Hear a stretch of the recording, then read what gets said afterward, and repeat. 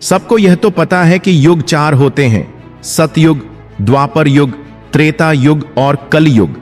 लेकिन यह बहुत ही कम लोगों को पता है कि इन 4 युगों में आपस में क्या समानताएं हैं और क्या असमानताएं हैं। इन सभी लोगों के प्राणियों का रहन सहन, जीवन यापन, मौसम चक्र की स्थिति, लोगों का व्यवहार, उनका चाल चलन, रूप रंग आदि सब कैसे हैं, आज हम आपको इस प्रस्तुति में बताएंगे। तो साथियों, इन जानकारियों को मिस मत कीजिएगा और वीडियो को अंत तक देखते रहिएगा। जैसा कि हम सभी जानते हैं, वर्तमान में कलिकाल यानी कि कलयुग चल रहा है।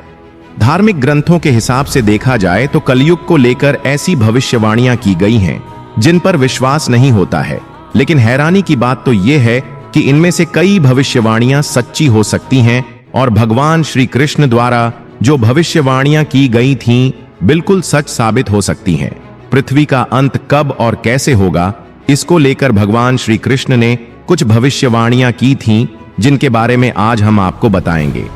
तो आराम से बैठकर नॉलेज भरा यह वीडियो देखते रहिए, लेकिन चैनल को अभी से सब्सक्राइब कर दीजिए, क्योंकि बाद में हो सकता है कि आप ज्ञान गंगा में गोते लगाते हुए खो न जाएं। तो सुनिए साथियों, सबसे पहले हम आपको सतयुग के बारे में बताएंगे।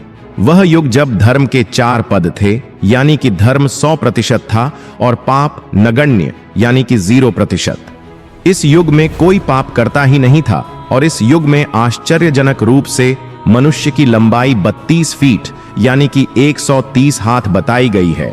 और इस युग में सत्यवादी राजा हरिश्चंद्र भी हुए थे, जिन्होंने सत्य की रक्षा के लिए खुद के परिवार का और अंत में खुद का भी बलिदान दे दिया था। जबकि त्रेता युग में मनुष्य की लंबाई 21 फुट अर्थात 14 हाथ शास्त्रों में लिखी गई है। इस युग में पाप की मात्रा 25% होती है और पुण्य की मात्रा 75% होती है। इस युग में श्री हरि विष्णु भगवान ने वामन का और राम जी का अवतार लिया था और इस युग में राजा बलि ने 3 पग धरती वामन भगवान को दान में दे दी थी और वामन भगवान ने उन्हें 3 पग में पूरा ब्रह्मांड नाप लिया था। राक्षस राज रावण सीता का अपहरण करने के बाद उसे छू भी नहीं पाए थे। अब द्वापर युग की बात करें तो इस युग में धर्म के केवल 2 पद ही रह गए थे। इस युग में मनुष्य की लंबाई लगभग 11 फीट थी, यानी कि केवल 7 हाथ और पाप और पुण्य की मात्रा बराबर थी, यानी कि 50-50%। इस युग में आदि मनुष्य पापी थे और आधे मनुष्य पुण्यात्मा थे। इस युग में महाभारत का धर्म युद्ध हुआ था, जिसमें भगवान श्री कृष्ण ने धर्म की रक्षा के लिए पांडवों का साथ दिया था। अब वर्तमान काल यानी कि कलयुग की बात करें तो इस युग में धर्म का केवल 1 ही पद रह गया है और इस युग में मनुष्य की औसत लंबाई लगभग 5.5 फुट है, अर्थात केवल 3.5 हाथ। इस युग में धर्म का सिर्फ 1/4 पर ही रह जाता है, अर्थात इस युग में पाप की मात्रा 75% होती है, जबकि पुण्य की मात्रा होती है केवल 25% है। ये कलयुग के बारे में श्री कृष्ण कहते हैं कि कलयुग में ये होगा जिसमें स्त्रियों को केवल अपने केशों पर ही रूपमती होने का गर्व होगा। कलयुग में स्त्रियां गरीब पति को त्याग देंगी और अमीरों के पास चली जाएंगी। उस समय केवल धन पुरुष ही स्त्रियों का स्वामी होगा। पुरुषों के रूप रंग या चरित्र का कोई महत्व नहीं रह जाएगा। कलयुग में थोड़े से धन से ही मनुष्य में घमंड की भावना आ जाएगी।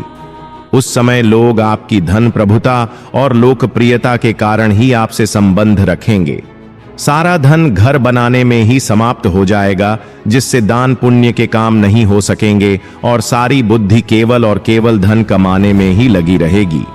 कलयुग में स्त्रियां अपनी इच्छा के अनुसार भोग विलास का अनुसरण करेंगी और ऐसे लोगों का राज्य होगा जो दोनों ओर से शोषण करेंगे, बोलेंगे कुछ और करेंगे कुछ, मन में कुछ और कर्म में कुछ, ऐसे ही लोगों का राज होगा।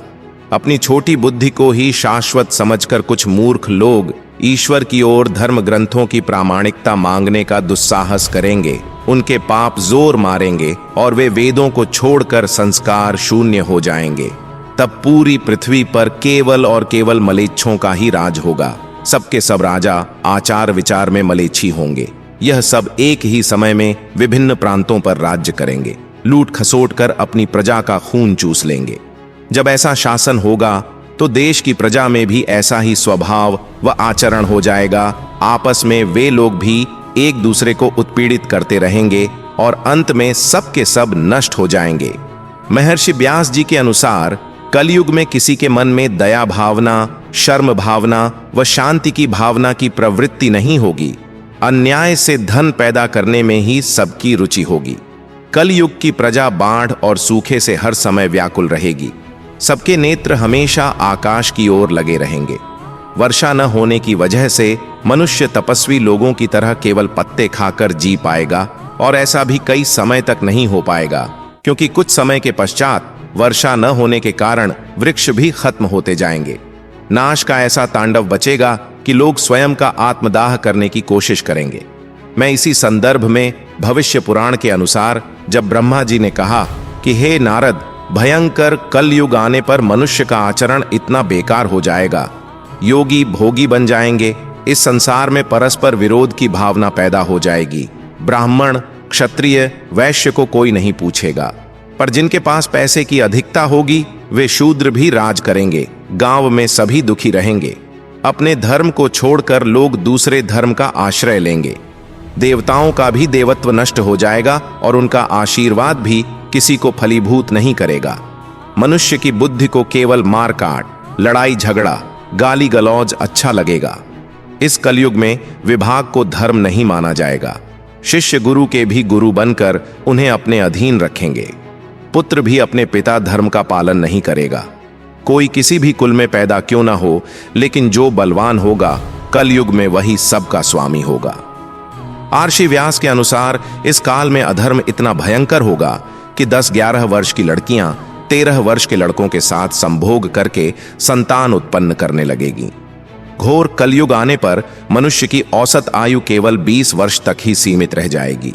मैं ब्रह्म वैवर्त पुराण के अनुसार उस घोर कलयुग में मनुष्य की अधिकतम आयु केवल 3 वर्ष होगी और औसत आयु केवल 20 वर्ष होगी। 16 वर्ष की उम्र तक लोग वृद्ध कर जाएंगे और 20 वर्ष तक मृत्यु को प्राप्त हो जाएंगे।